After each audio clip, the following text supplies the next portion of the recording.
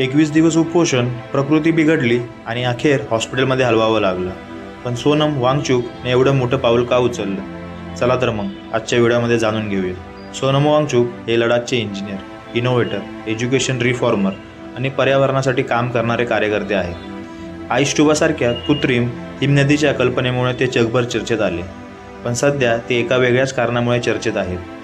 28 जूनपासून त्यांनी विद्यार्थ्यांच्या आंदोलनाला पाठिंबा देत उपोषण सुरू केलं.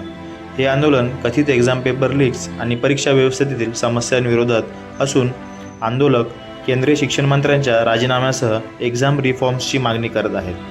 21 दिवसांच्या उपोषणानंतर त्यांची प्रकृती खालावल्याने 18 जुलैला त्यांना दिल्लीच्या सफदरजंग हॉस्पिटलमध्ये हलवण्यात आलं.